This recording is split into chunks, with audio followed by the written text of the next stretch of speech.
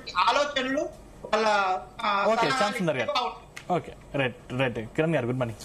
Good morning అండి. మీరు మహిళా రిజర్వేషన్లు స్వాగతిస్తూనే అదే టైంలో డీలిమిటేషన్ బిల్లును వ్యతిరేకిస్తున్నారు. ఎందుకు అసలు దానివల్ల నష్టం ఏంటి?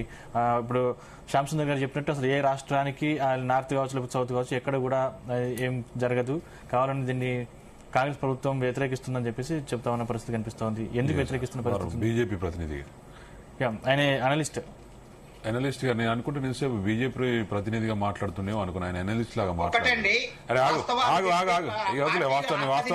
నీ వాస్తవాలు బాగా తెలుస్తుంది కానీ నువ్వు ఆపేసి నీ స్టోరీ అయిపోయింది కానీ ఆపేసి. సందీప్ గారు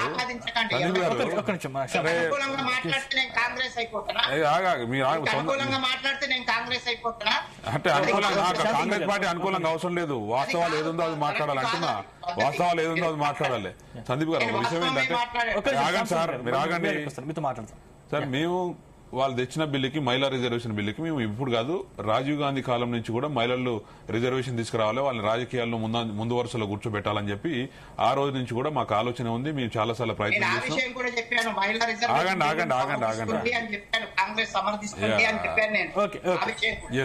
సందీప్ గారు, ఆ రిజర్వేషన్స్ కోసం మేము చాలా సార్లు ప్రయత్నించాం. అది కొన్ని అనివార్య కారణాల వల్ల ఒకసారి రాజ్యసభలో పాస్ అయిపోయింది, ఇంకోసారి పాస్ కాలేకపోయింది. అది అట్లా అయిపోయింది. ఆ రోజున్న పరిస్థితుల్లో శరద్ పవార్ గారు ఓబీసీ కోటా కూడా దాన్ని కూడా తేల్చాలని చెప్పిండు.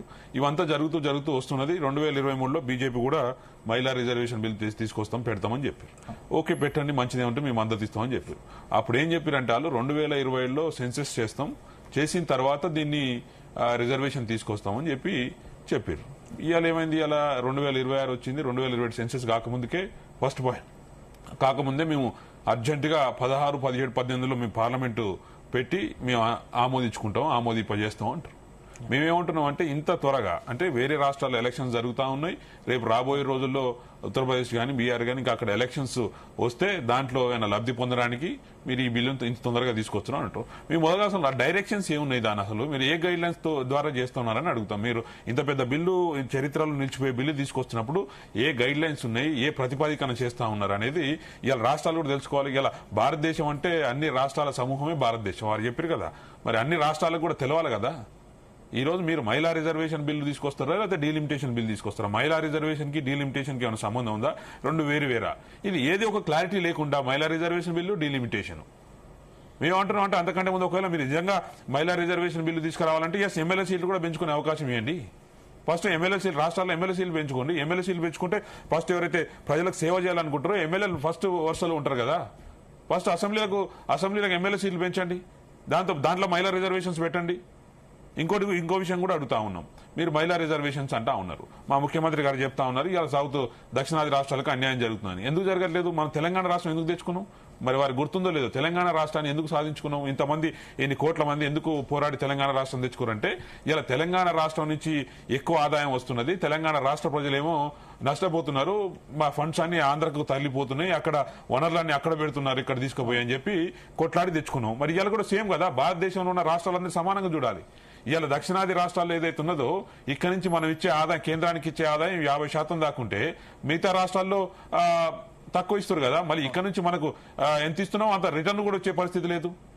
సో మనం ఇవాళ భారతదేశాన్ని మనం నిర్మిస్తా ఉంటే వాళ్ళు ఇంకా ఈ దక్షిణాది రాష్ట్రాలని రాజకీయంగా అనగదొక్కే ప్రయత్నం చేస్తారు. నేను మా ముఖ్యమంత్రి గారికి క్లియర్ గా చెప్పింది, ఇక్కడ పర్సంటేజ్ ముఖ్యం కాదు, నెంబర్ ముఖ్యం రాజకీయాలు. ఎందుకంటే ఇలా పార్లమెంట్ కానీ ప్రధానమంత్రి కావాలంటే ఎంత నెంబర్ ఉన్నది అనేది ముఖ్యం.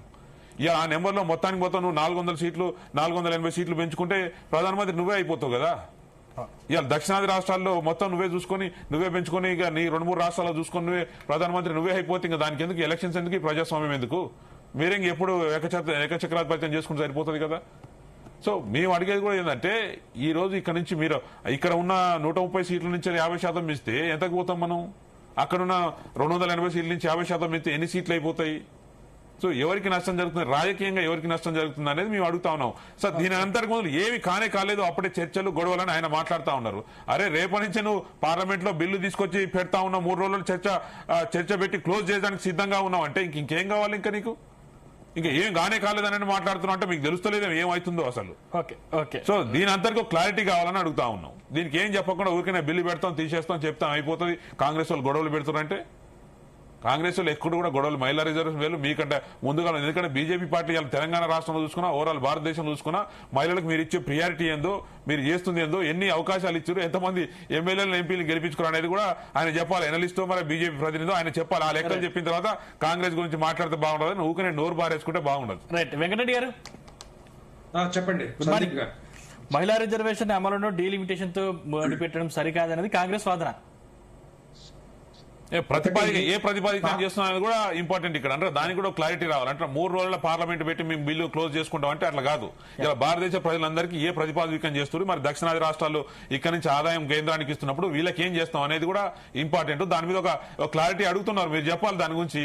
ఏం చెప్పకుండానే అన్ని 3 రోజుల బిల్లు పెట్టి క్లోజ్ చేస్తా అంటే ఎట్లయితుంది? సమాధానం చెప్పండి వెంకటరెడ్డి గారు. ఒకటి, కాంగ్రెస్ పార్టీకి ఏ బిల్లు తెచ్చినా కూడా వాళ్ళకి ముందు సాటిస్ఫాక్షన్ ఉండదు, వాళ్ళకు సపోర్ట్ కూడా చేయరు. ఎందుకంటే కాంగ్రెస్ పార్టీ భారతదేశం అభివృద్ధి చెందాలని కానీ, మహిళలకు రిజర్వేషన్ ఇవ్వాలని తప్పు మాట్లాడుతున్నారు. వినండి, మీరు తప్పులు మాట్లాడితే ఇక్కడ చూసుకో కూర్చో ఉన్నాను. కానీ భారతదేశం అభివృద్ధి చెందుడే కాంగ్రెస్ పార్టీ చూస్తూ ఉంటుందంటే ఎవడున్నాడు? బీజేపీ ఉండి అంటున్నా. గత 60-70 సంవత్సరాల్లో బీజేపీ పార్టీ ఉందా? బీజేపీ పార్టీ ఉందా అంటున్నా. నోట్లు ఏదొస్తుంది మాట్లాడుతూ అంటున్నా. అభివృద్ధి చెందుతుంటే చూసుకోవడం కూర్చోలేదు, నచ్చదని మాట్లాడితే ఎట్లయితుంది? కిరణ్ యాదవ్ గారు, మీరు మాట్లాడారు అయిపోయింది, అట్లా ఉండదు అంటున్నా. మాట్లాడు అయిపోయింది కాదు, తప్పులు మాట్లాడదు అంటున్నా. భారతదేశం అభివృద్ధి ఇప్పటి వరకు అభివృద్ధి చెందింది అంటే కాంగ్రెస్ పార్టీ వాళ్ళు అంటున్నా. మీ బీజేపీ పార్టీ లేదు, బీజేపీ పార్టీ లేదు. సార్ ఒకటి చెప్పాలి, రాజకీయంగా విమర్శలు చేస్తే నచ్చట్లేదు అంటే ఓకే, బిల్లు తెస్తే నచ్చట్లేదు అంటే, కానీ అభివృద్ధి చెందుతున్న ఇది ఓసుకోవట్లేదు అంటే కరెక్ట్ కాదు. మాట్లాడితే మాట్లాడినారు. ఎట్లా మాట్లాడినారు? చర్చలోకి రండి, చర్చలోకి దయచేసి. ఈ సబ్జెక్ట్ మాట్లాడి ఇగో డిబేట్ లోకి వచ్చినప్పుడు అందరినీ మాట్లాడాల్సిన బాధ్యత ఉంటుంది. అవకాశం ఇవ్వాలి, ఇష్టం వచ్చినట్టు మధ్యలో డిస్టర్బ్ చేయొద్దు.